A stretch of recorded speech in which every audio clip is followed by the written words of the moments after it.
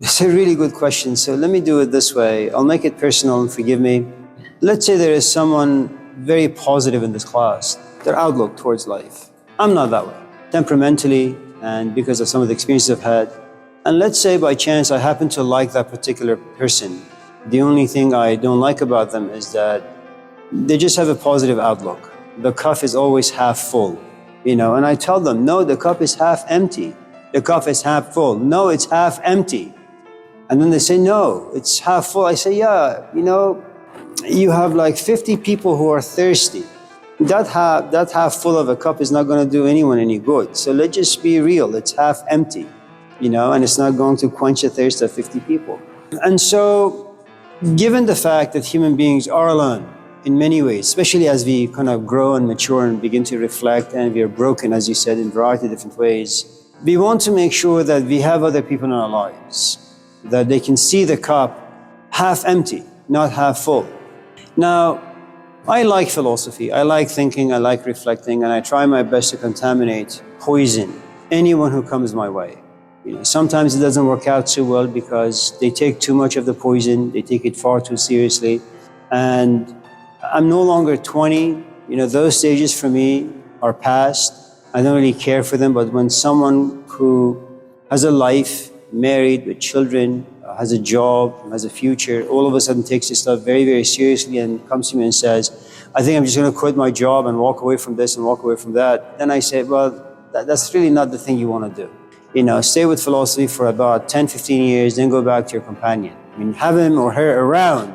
Don't just walk away. Because I know eventually you're going to put philosophy in the closet and just go back to your regular life. But I think a different way of looking at your question would be the following. There is nothing wrong with the Jews, the time of Jesus. They have their synagogue, they read from the Talmud, they have their own unique community, everybody's happy. And all of a sudden Jesus comes forth, and he's a little nuts, Jesus is. He's an introvert, intense introvert.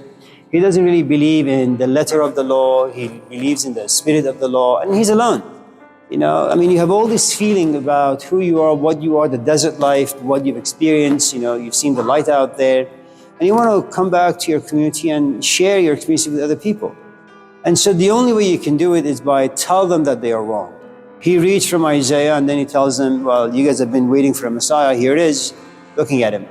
And he says something to the Jews that they've never known and heard before, which is they're born in sin. And the truth is that is his feeling. That is his life. That is how he thinks about life. But because he has a good amount of charisma, magnetism, because he's eloquent in a variety of different ways, and because there is just something about him that when people look at him, they kind of tingle on the inside. They feel a certain way. And so they begin to follow him.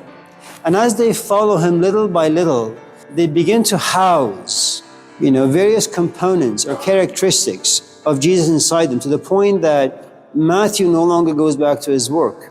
Neither does Peter or Paul or Jack or John. So they're like 70% Jesus and 30% just ridiculous. But the 70% no longer feels that they're a Jew. They're not yet a Christian, but they're certainly not a Jew. And so I think all of us have a tendency of doing that.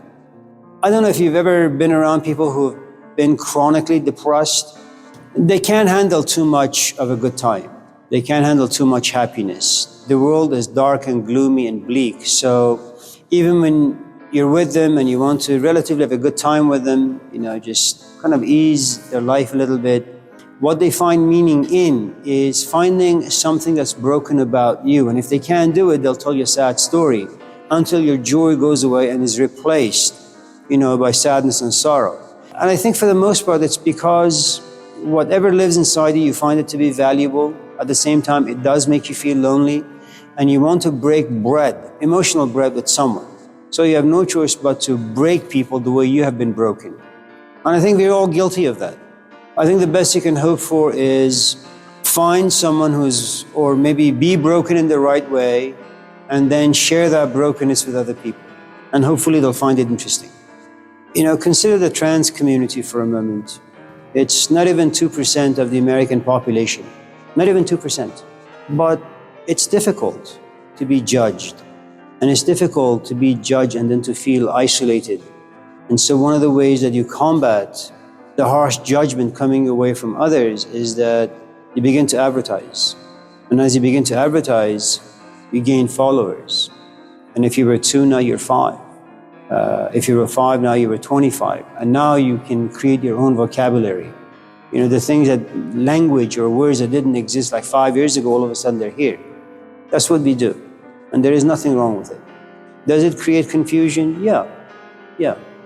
Am I contaminated by the discontentment of Socrates? Yes. Does Malcolm X make my life feel cheap? Yes. But I think if I was to inherit the brokenness of Gandhi or Malcolm or Jesus, I think my life, at least the way I think, it would be far more meaningful. But you should also, I think, you should be aware and mindful of who you want to break, you know, and once you break them, can you protect them as well? I think that's the most difficult part. Once you have contaminated someone, once they're sick, they have a good amount of negative emotion, kind of like Plato's allegory of the cave.